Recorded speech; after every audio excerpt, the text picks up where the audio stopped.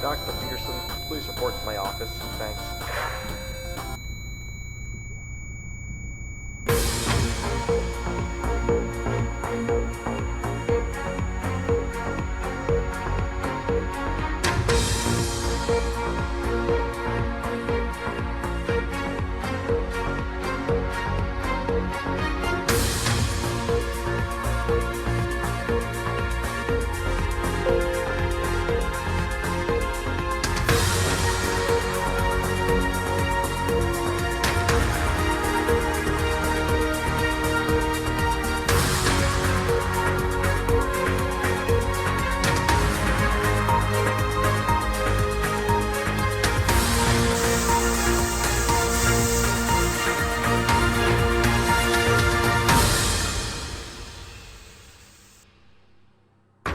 Good evening, and breaking news from the United States of America. The BBC has just received confirmed reports that the crown jewel facility of the Quantum Corporation has just suffered a catastrophic loss. The Madison Research Facility, located just east of New Haven, Connecticut, engaged with their set administrators in newly obtained classified data called Protocol Salatin, which is the detonation of a 1 megaton nuclear bomb located roughly 1 kilometer underground in the event of a data breach. That's right. The detonation of this warhead marks the first nuclear detonation in history whose purpose was not under the guise of testing. In fact, this detonation marks the first time a nuclear detonation has ever occurred in a densely populated New England region, leaving questions as to the scale of possible ground soil and water contamination. Historically, the most prominent nuclear tests occurred at the Nevada test site, with temporary test sites established along the conterminous United States and off in the Pacific Ocean. Areas all chosen as they were far from densely populated areas and therefore reduced the chances of civilians contracting illnesses related to testing.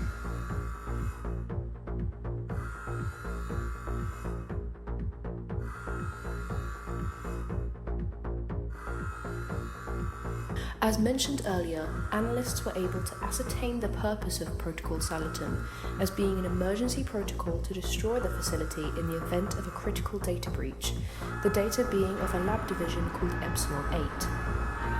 Epsilon-8, per Quantum Corporation's description, is a human biological testing and research lab with the aimed goal of reverse engineering the capabilities of living humans. The BBC has obtained a full trove of documents regarding all of Epsilon-8's operations, who they tested on, and how they operated under the nose of the government. Testing ranged from various different branches of biosciences, mostly having to do with neurology, cardiology, and virology. While we will not discuss the more gruesome aspects of the Epsilon-8 program on this news report, mild experiments range from mind control sleeper agents to CRISPR-based genetic engineering. Overall, there were 152 subjects named on the subject roster, most of them stemming from a lower class background and half of them presently deceased. The names of all the Epsilon-8 members were also included in this database, implicating Quantum Corporation CEO James McCarthy and a plethora of staff from the now former Madison Research Center, such as Dr. Martin Miller, Dr. Robert Brenner, and Dr. Helene Kaiser.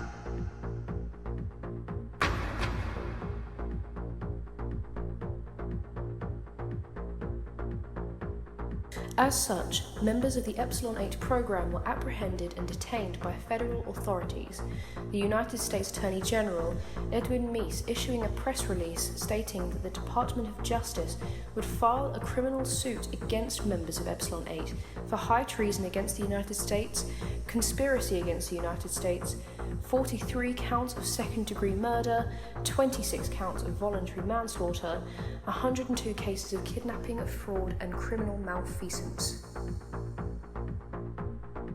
According to sources within the US government, the trial is scheduled to take place next week through the Federal District Court in Connecticut. This court case could mark the first potential treason conviction case since 1945's Kramer versus the United States.